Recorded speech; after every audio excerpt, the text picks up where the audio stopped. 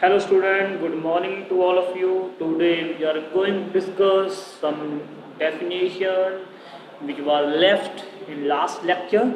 So बेटा हमारे पास क्या है आज थोड़ा क्वेश्चन ये है, चैप्टर का लास्ट पार्ट है जो वेरी वेरी इंपॉर्टेंट है आपके एग्ज़ाम के लिए। वो टॉपिक कौन से हैं? देखो मैं स्टार्ट करूँगा। आपके एक पोर्शन है हमारे पास, इसको बोलते हैं अर्थ की मैग्नेटिक फील्ड।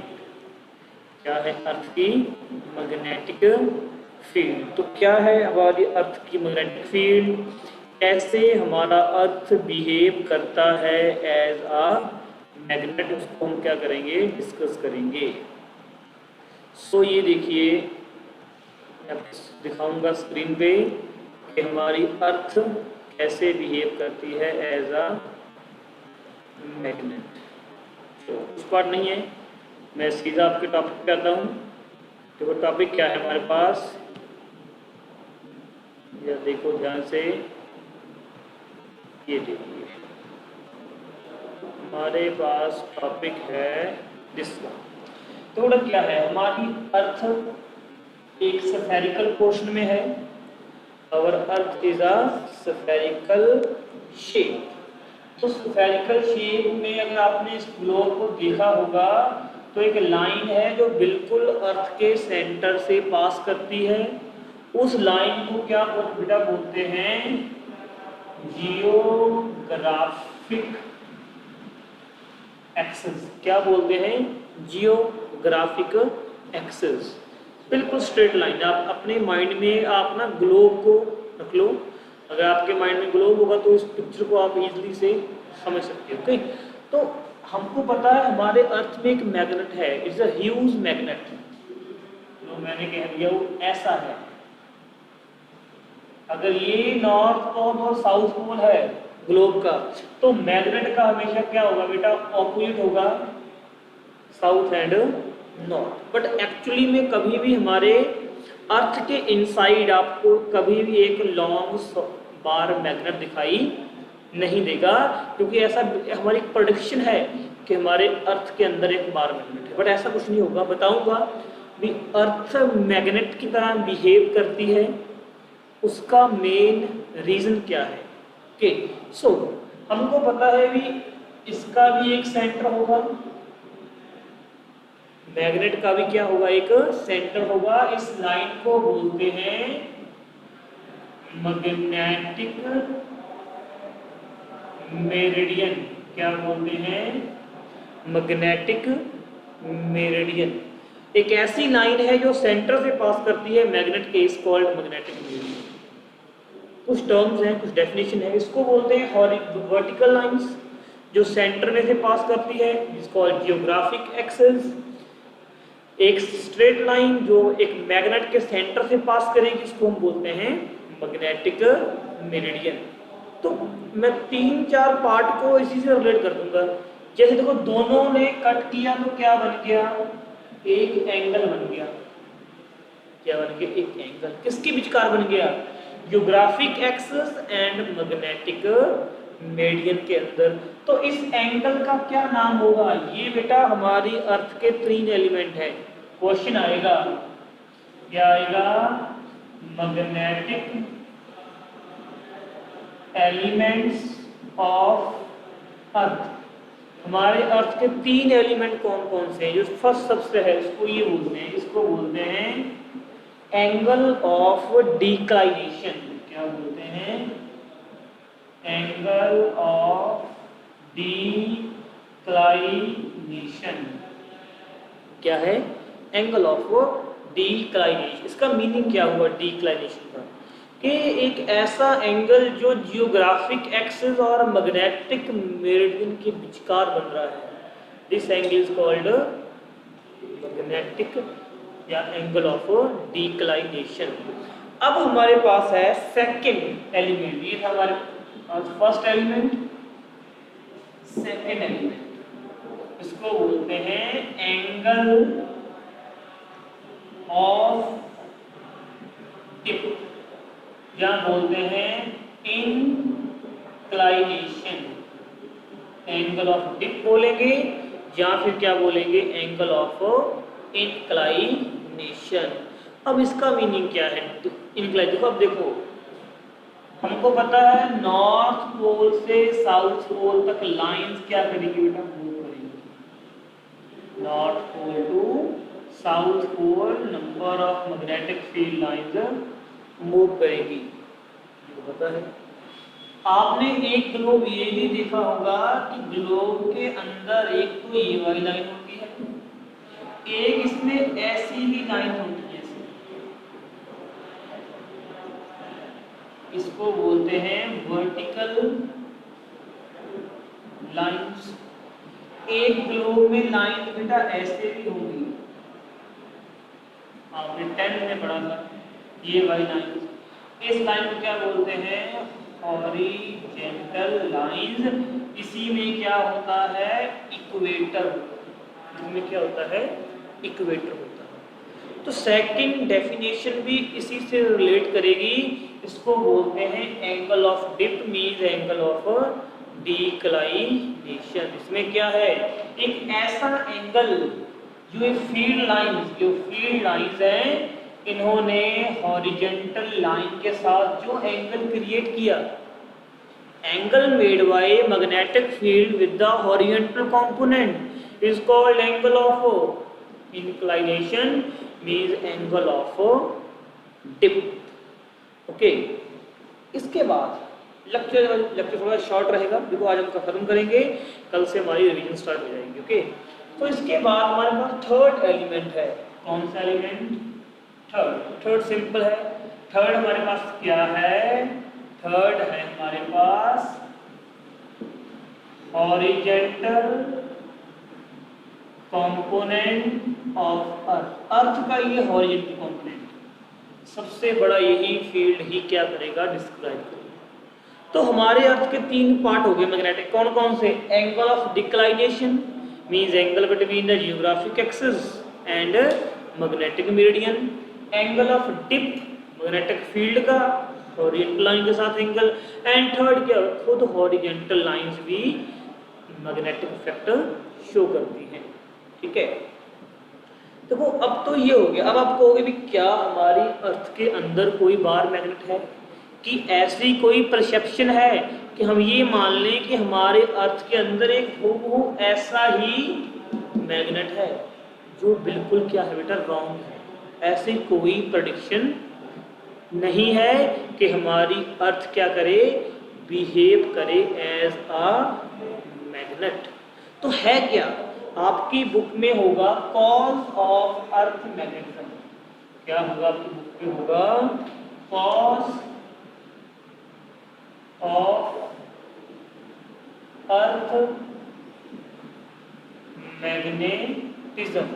भी हमारी अर्थ में मैग्नेट का एक्चुअल में क्या कॉज है, इसका कारण क्या है। तो बेटा आपने पढ़ा होगा हमारी अर्थ के अंदर नंबर ऑफ लेयर्स होती हैं, लिथोस्फीयर, क्रस्ट, मेंटल, कोर।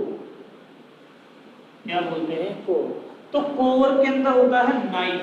क्या होता है, नाइफ। नाइफ मींस निकल, Fe मीन आयरन। निकल और आयरन क्या होंगे बेटा, मोल्टन स्टेट में अंदर मूव कर रहे होंगे नंबर ऑफ लेयर्स में। आपको पता है जब आयंस मूव करेंगे कंडक्टर के, तो उसमें बेटा करंट प्रोड्यूस होगा। कौन सा, कन्वेंशनल करंट होगा। तो ओस्टर्ड ने तो पहले ही प्रूव कर दिया था कि करंट में क्या होगी, मैग्नेटिक फील्ड होगी। तो मैग्नेटिक फील्ड भी हमारी अर्थ में यही कारण है, due to flow of conventional current. 100 year के बाद, क्या कह रहे हैं, 100 ईयर या मिलियन के बाद इसकी फील्ड चेंज हो रही है, अपने पोजीशन डिस्प्लेस हो रहा है। ये एंगल क्या हो रहा है, इंक्रीज हो रहा है due to displacement of ions. Okay, so this is the cause. खुद पढ़ोगे बुक में, आपको काफी ऐसे और पॉइंट मिल जाएंगे। तो ये था हमारी अर्थ का कॉज। तो ये थे हमारे 3 एलिमेंट, वेरी वेरी इंपॉर्टेंट हैं, आपको एग्जाम में आएंगे। इसके बाद हम क्या पढ़ेंगे, एक न्यू टॉपिक है। न्यू टॉपिक आपकी स्क्रीन पे होगा, देखो ध्यान से। टॉपिक को हम बोलते हैं हाई ट्रेसेस। 2 मिनट देखना, टॉपिक का नेम है हाई ट्रेसेस। इसका मतलब क्या है, कुछ डेफिनेशन मैं आपको पढ़ाऊंगा, इसको हम बोलते हैं मैग्नेटाइजेशन और डीमैग्नेटाइजेशन। अब देखो क्या है वो टॉपिक, एक मिनट रुको, स्क्रीन पे आपको कुछ मिलेगा।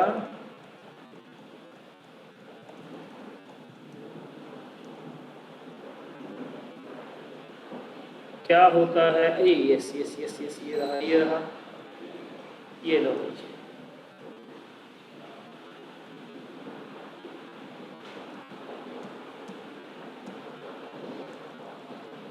अब देखो ये मैं आपको हिस्सा करूँगा, ये वाला, यस। अब देखो आपकी स्क्रीन पे आपको क्या दिख रहा है, आपको एक टॉपिक दिख रहा है, इसको हम क्या बोलते हैं, मीन, या क्या बोलते हैं बेटा, हाइट रेसिस कर्व।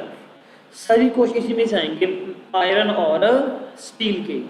अब मैं आपको दिखाता हूँ स्क्रीन पे एक्चुअल में होता क्या है, ये टॉपिक एक्चुअल में है क्या। चलो मैं इसको थोड़ा सा, मैंने इसको क्या कर दिया, आज क्वालिटी कम होगी, आपको थोड़ा सा ऐसे ही कर लेना रेंज, ठीक है। तो क्या है, देखना ध्यान से,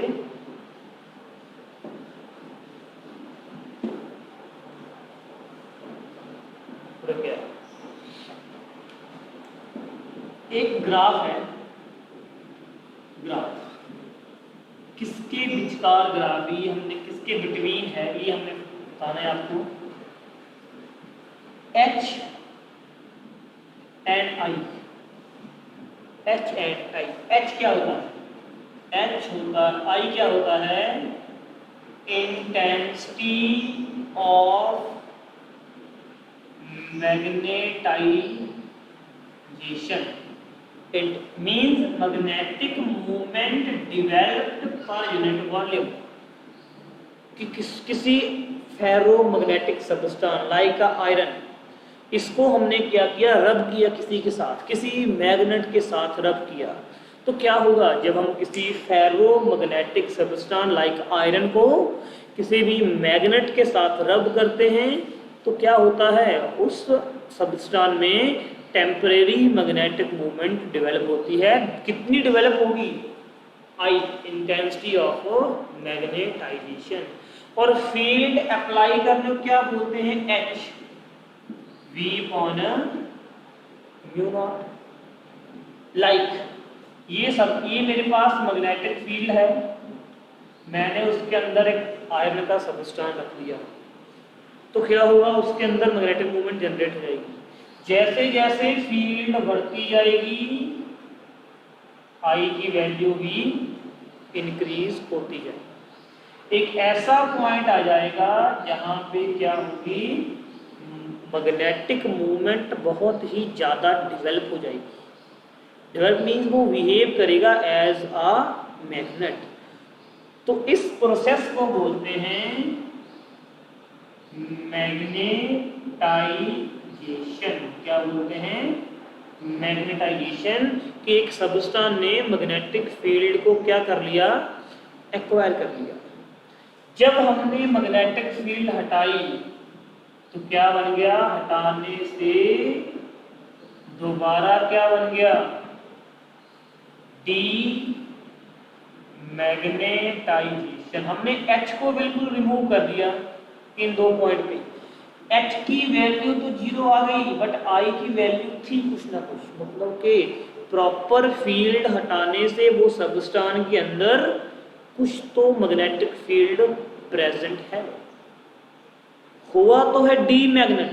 डी मैग्नेट मीन्स पावर को लॉस किया जब आपने H को वहां से हटा दिया। इस पूरे प्रोसेस को, इसमें मैग्नेटाइज्ड हो गया, H 0 हो गई बट I 0 नहीं हुआ। इस पूरे कंसेप्ट को हम क्या बोलते हैं, रिटेंटिविटी। कि जो सब्सटेंस मैग्नेटिक फील्ड को एक्वायर भी करेगा और उसको बाद उसको छोड़ भी देगा, this is called the retentivity of the magnetic substance. ये सभी की होती है, आयरन की, स्टील की, निकल की, कोबाल्ट की। पर कुछ ऐसे भी होते हैं जो बिल्कुल अपनी मैग्नेटिक मूवमेंट को छोड़ देते हैं। और कब छोड़ते हैं, इस साइड H की वैल्यू पॉजिटिव है, इस साइड क्या होगी नेगेटिव, I की भी क्या होगी नेगेटिव। जब हमने H को नेगेटिव कर दिया, H को जब हमने क्या कर दिया, नेगेटिव कर दिया, तो क्या होगा, I की वैल्यू भी क्या हो जाएगी, नेगेटिव हो जाएगी। वो हम कहते हैं इसको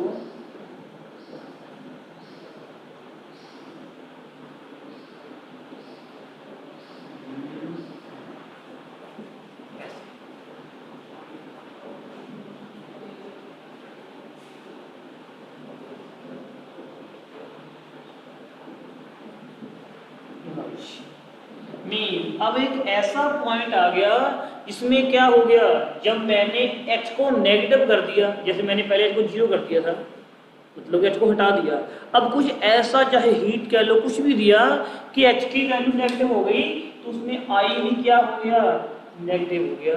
मीन्स अब उसमें से मैग्नेटिक मूवमेंट कंप्लीटली खत्म हो गई है, वो बिहेव कर रहा है एज अ प्लास्टिक बॉडी।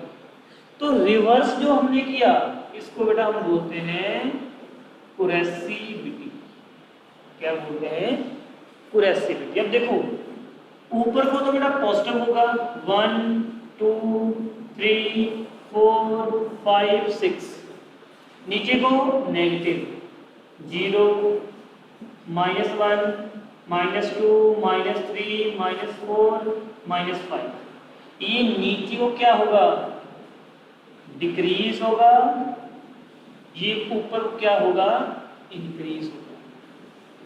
सभी मटेरियल के ऐसे ग्राफ बनेंगे, किसी की मैग्नेट को गेन करने की पावर ज्यादा होगी, इज कॉल्ड रिटेंटिविटी, किसी की मैग्नेटिक पावर को लॉस करने की क्षमता ज्यादा होगी, दिस इज कॉल्ड कुरेसिविटी। ठीक है, तो अब टॉपिक ये आता है हम किस सबस्टांस को चूज करें कि उस सबस्टांस को हम परमानेंट मैग्नेट बना सकते हैं। ठीक है, परमानेंट मैग्नेट कौन सा, जब आपके बुक में 2 ग्राफ बनेंगे ऐसे, एक तो होगा आयरन का, एक तो होगा किसका होगा, स्टील का होगा। ये देखिए वो ऐसे बनेगा, जहां आयरन का ऐसे बनेगा, ये था आयरन, ये था स्टील। अब टॉपिक है भी कौन से सबस्टांस को चूज करें कि वो सबस्टांस क्या बन जाए, क्या बन जाए, परमानेंट मैग्नेट। तो अगर चलो उसको बाद में, अब तो हो गई, टॉपिक तो था आपके पास कौन सा था, हाइड्रेसिस कर्व। आप तो सर फिर रहे हो रिटेंटिविटी और कुरेसिविटी में। अब देखो आप इसको पढ़ो, इसमें क्या लिखा हुआ है, क्या होता है हाइड्रेसिस कर्व, देखो पढ़ो ध्यान से, क्या होता है, lagging of retarded, lagging mean बढ़ना, रिटार्डेड मीन्स कम होना, behind the cause of effect, इसमें और क्या क्या है, here effect B and cause the effect H, field और एच आएगा। तो हाइड्रेसिस मटेरियल का मीन क्या है, अब देखो ये ग्राफ देखो, ये ग्राफ मैग्नेटाइजिंग फोर्स बढ़ा रहे हो, तो एक ऐसा, जब आपकी मैग्नेटिक फील्ड की वैल्यू 0 हो जाएगी, पर उसमें कुछ ना कुछ तो फ्लक्स रहेगा, जो आपको यहाँ पे स्मॉल v से शो किया है, तो उसको हम बोलते हैं रिटेंटिविटी। जब आपने रिवर्स किया, h कितना, I कितना हो गया 0 एट पॉइंट C पे, किस h की वैल्यू नेगेटिव से I की वैल्यू 0 हो गई, मीन मैग्नेटिक मोमेंट की वैल्यू 0 हो गई। वो किस पॉइंट पे था, जब h की वैल्यू किस पे थी, C पे थी। C means curiosity. तो जहां पे मैग्नेटिक मूवमेंट 0 हो जाएगी रिवर्स करने में, रिवर्स मीन्स h की वैल्यू माइनस करने में, उसको हम बोलेंगे कुरेसिविटी, अदरवाइज क्या बोलेंगे, उसको हम रिटेंटिविटी। अब देखो ये वाला, इसको पढ़ोगे कि कैसे, जब जो हमारे अंदर किसी भी सबस्टांस के अंदर डोमेन्स होते हैं, ग्रुप ऑफ एटम्स होते हैं, उनकी डायरेक्शन कैसे होती है। जब मैक्सिमम मैग्नेटिक इंडक्शन होगा तो क्या होगी, बिल्कुल पैरेलल होगी, उसके बाद एंटी पैरेलल, लास्ट में जब 0 तो नॉर्मली डिफरेंट डायरेक्शन में सभी मूव करेंगे। इसको पढ़ोगे आप, ठीक है। लो जी, अब ये देखिए लूप। अब लूप का मीनिंग क्या है, फिर दोनों को मैंने एक ग्राफ में ड्रॉ कर दिया, इन दोनों पिक्चर्स को मैंने एक ग्राफ में ड्रॉ कर दिया। कौन कौन सी पिक्चर्स को, रिटेंटिविटी और कुरेसिविटी, दोनों को अगर मैंने एक ही ग्राफ में डिनोट कर दिया तो उस ग्राफ को बोलते हैं हाई ट्रेसेस लूप। क्या बोलते हैं? High traces loop.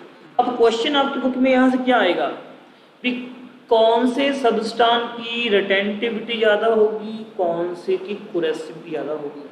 First question ये आएगा, which would you prefer to make a permanent magnet. तो याद कर लेना, परमानेंट मैग्नेट हमेशा कौन सा बनेगा? स्टील बनेगा, क्योंकि परमानेंट मैग्नेट के लिए क्या चाहिए? High curiosity and high retentivity. Retentivity positive में हो और कुरेसिविटी वैसे तो नेगेटिव में आती है, पर नीचे को जिसका बनेगा वो कम मैग्नेट बनेगा, जितना ऊपर बनेगा उसका वो ज्यादा, बिकॉज -2 ग्रेटर देन -5। तो एक का जितना ग्राफ नीचे बनेगा वो कभी भी परमानेंट मैग्नेट नहीं बनेगा। जो आयरन होता है कौन सा बनेगा? स्टील बनेगा। ठीक है, तो स्टील बनेगा परमानेंट मैग्नेट। टेम्परेरी मैग्नेट कौन होगा? Soft iron. तो आपकी बुक में क्वेश्चन है, आपने दोनों को कंपेयर करना है। हाई ट्रेसेस लूप में किसको करना है? स्टील और मैग्नेट। जितने भी क्वेश्चन बनते हैं भी किसकी एनर्जी ज़्यादा लॉस होगी, किस कम होगी, आपने उनको भी सॉल्व करना है। हमारा फर्स्ट लेक्चर था, होप मैं जब भी टाइम मिलेगा मैं आपको सेकंड लेक्चर का दे दूंगा। वैसे हमारा ये सिलेबस खत्म है, सितंबर एग्जाम का इतना ही आएगा, बाकी आपके सिलेबस कट चुका है। क्यूरी पॉइंट हमने सब डिस्कस कर लिया था। Okay, so thank you.